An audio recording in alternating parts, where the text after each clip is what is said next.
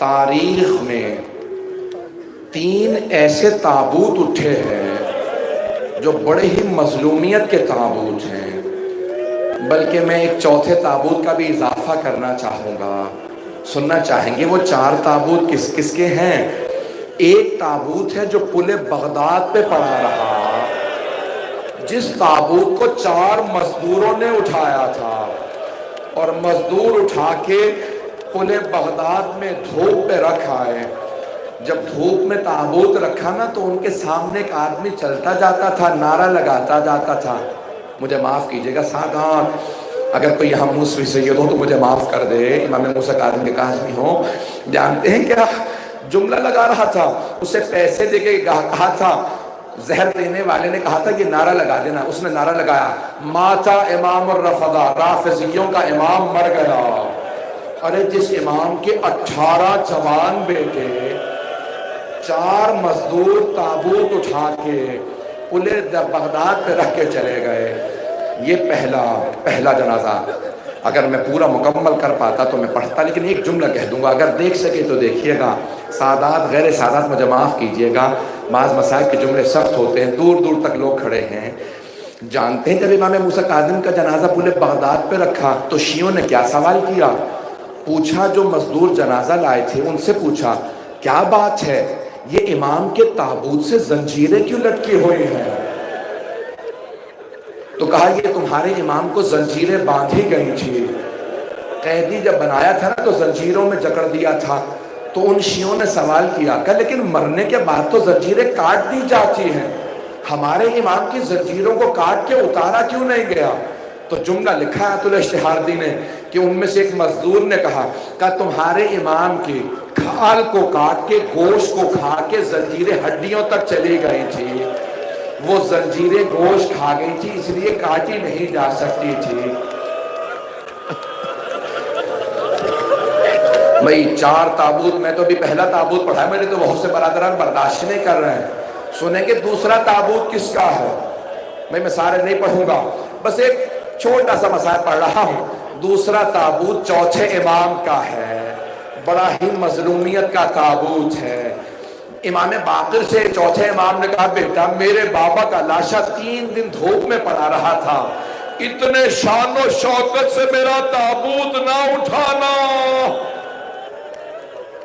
آئیے تیسرا تابوت پیش کروں، جلدی جلدی چل رہا ہوں، اگر دیکھ سکے تو دیکھیے گا۔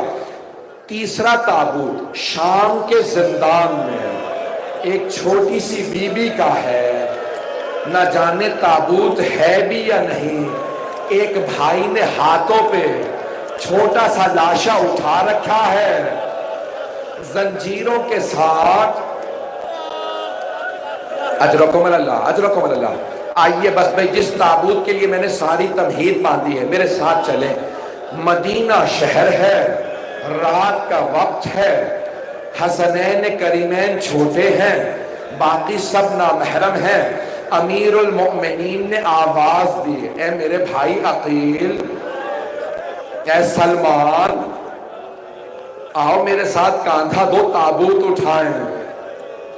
ساتھ میں ایک اور صحابی ہے، نام ہے ابو ذر، ایک جناب امیر کے بھتیجے ہیں عبداللہ ابن جعفر طیار۔ تابوت اٹھا، رات کا وقت تھا، ہاتھ جوڑ کے پیش کر رہا ہوں، رات کا وقت تھا، مولا نے خاموشی سے تابوت اٹھایا۔ شہادت میں کل پڑھوں گا، سب کل پڑھوں گا، صرف آج تابوت کے مسائل سن لیجئے۔ رات کا وقت تھا، مولا نے تابوت اٹھایا، کہا شور نہ کرنا، کوئی بلند آواز سے نہ روئے، سیدہ کی وصیت تھی، اے ابوالحسن مدینے والوں کو میرے جنازے میں نہ آنے دیجیے گا، انہوں نے مجھے بڑا ستایا ہے، میرے کسی نے گواہی قبول نہیں کی، انہیں میرے جنازے میں نہ آنے دیجیے گا۔ مولا نے کہا آہستہ دھیمی آواز میں رونا، تابوت اٹھاؤ، تابوت چلاؤ۔ ایک مرتبہ مولا نے کچھ ہی دور چل کے کہا تابوت روک دو۔ کہا بیٹا حسن تابوت کے پیچھے کسی کے چلنے کی آہٹ محسوس ہو رہی ہے، ذرا دیکھو کون ہے۔ مولا حسن نے کہا بابا زینب ہے۔ مولا نے کہا تابوت روکو، حسن زینب کو گھر چھوڑ کے آؤ، یہ تابوت آگے نہیں جائے گا جب تک زینب گھر نہ چلی جائے۔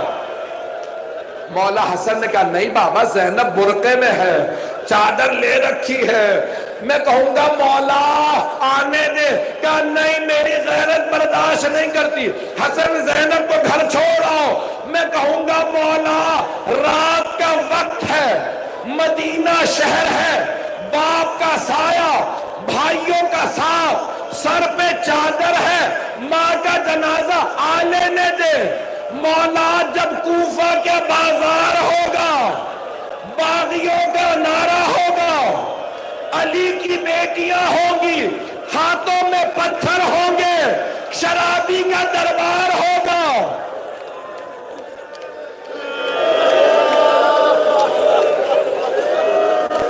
الا لعنت اللہ علی القوم الظالمین